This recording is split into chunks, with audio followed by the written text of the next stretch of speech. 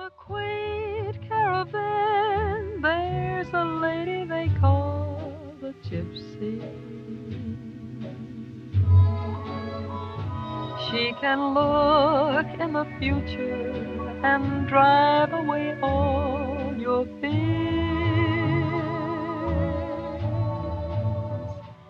Everything will come. Okay, first of all, Amy, what I would like to say is that this particular test that you're going through right now is actually perfect. I can't tell you how many emails I've gotten lately that has the same sort of a genre going on, where it's what the feel of these emails are, as I look at the pulse of what's happening, is that through the ascension process at hand, we're moving through frequency levels. And when we move up in our frequency, or we create a different kind of a feel in our life, in the frequency of our life, what happens is it's kind of like when you have a radio and you're changing the channel. So what I could do here is show you, because you know how I always use my charts. I'm going to show you some of this energy art that I had done to help you to understand the lines of energy. Let's just say that this is frequency bands, which is what life is. It's just energy. And if you take a look at this in terms of pretending like this is a radio, and you're turning the dials, and you turn from channel to channel to channel, well, you can turn from this red channel here to this blue channel here, and the two can be functioning in the exact same arena and yet not be bleeding into each other. And that's sort of what happens when we shift our energies. When we shift our energies up to another frequency, I'm not going to call it higher or a lower frequency, because that has a judgment attached to it. And there's no judgment. All these frequency levels that are available here in Earth School are valid experiential levels, where we are all, as divine beings, choosing to experience all of these different levels throughout all of our different lifetimes, or even through one lifetime if you're that ambitious. But a lot of times people will stay on one frequency band for their entire lifetime. And what happens is, when you're in this frequency band, there will be other people within the frequency band, people, situations, things, ways of thinking, who also resonate with you. It's like the law of attraction. So you attract certain people when you are within a certain frequency band, and then when you make a transformation, or you change the channel and move on to another frequency band, and therefore move on to different other experiences, other people, other things, then sometimes people who are very, very ensconced in the previous frequency band will no longer be in your life. And this is the rub. The rub is that sometimes people are so close to these frequency bands that they don't get it. You know, it's like all they can see is just the one frequency band. But when you pull back and take a hawk's eye view, then you're able to see, oh, well, you know, we still love each other. We're still all one. I mean, all these frequency bands together are creating one image. And we need each one of these in order to create this image.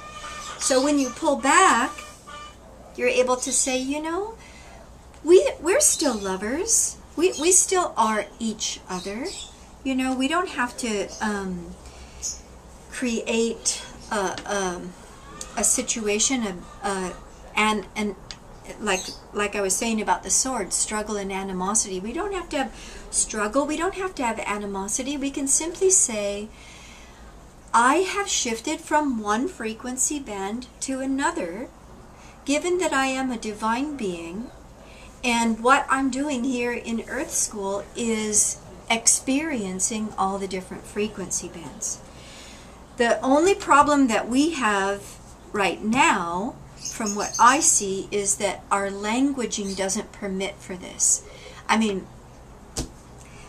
we don't have the languaging to be able to say that, you know, to say that to your husband one day. You know, this has been fun, but it's over now. I love you just as much today as I did yesterday, and I will in the future, but it's time for me to move on to another frequency band. You know, see, I mean, that like puts a little bit of a rub in, you know, in relationships, because we don't have that in our language, and if we don't have it in our language, we don't have it in our experience. But on the higher dimensional levels, that is very much a part of the what's so.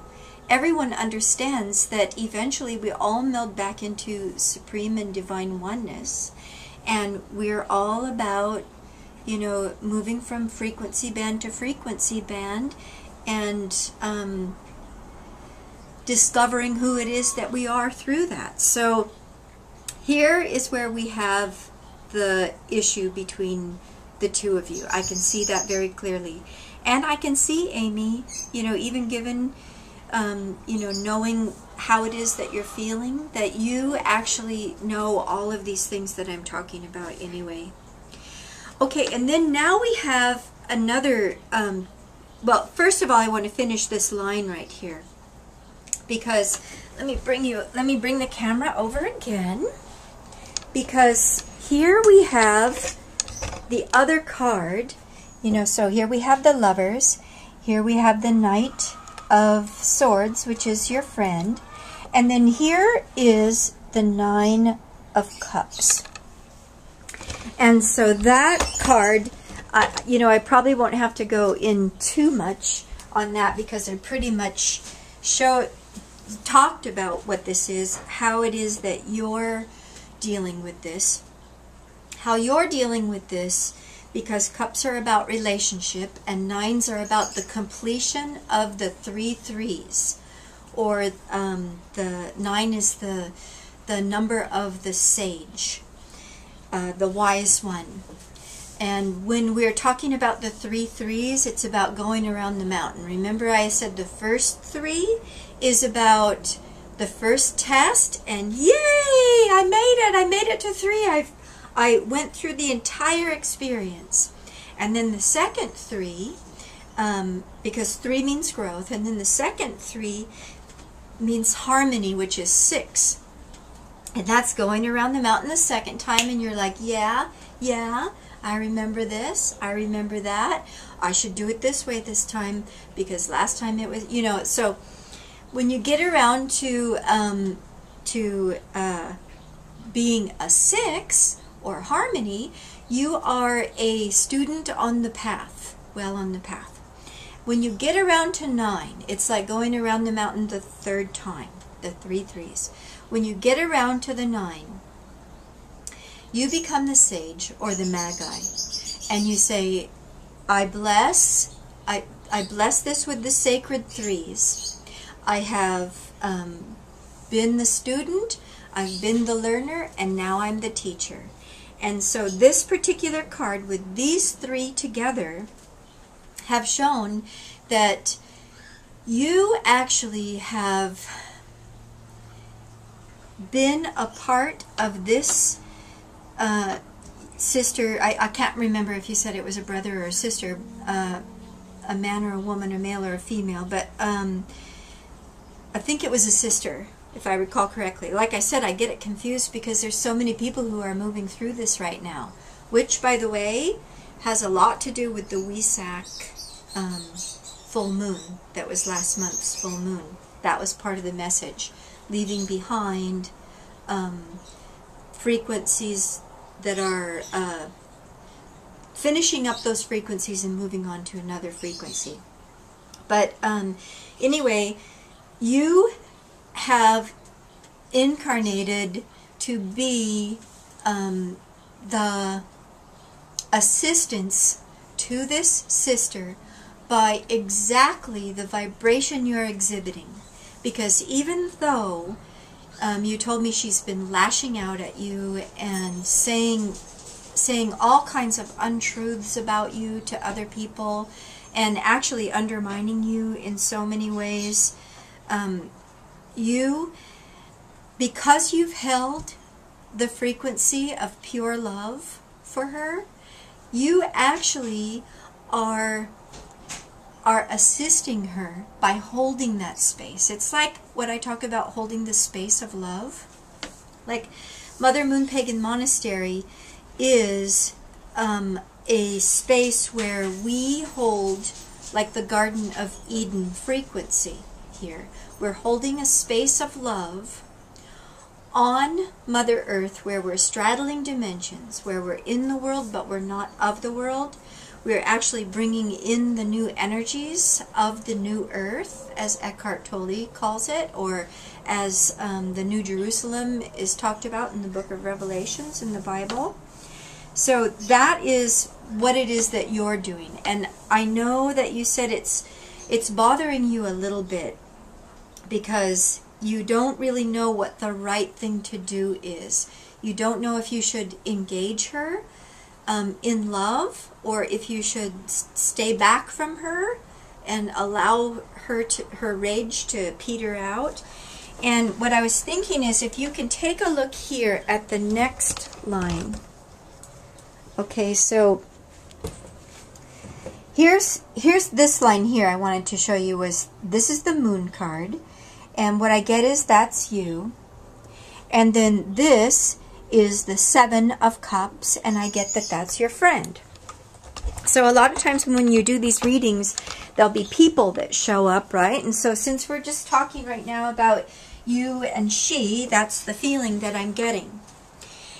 And we were talking about you're wondering, you're just like wondering, what is the right thing to do? How do I engage in this?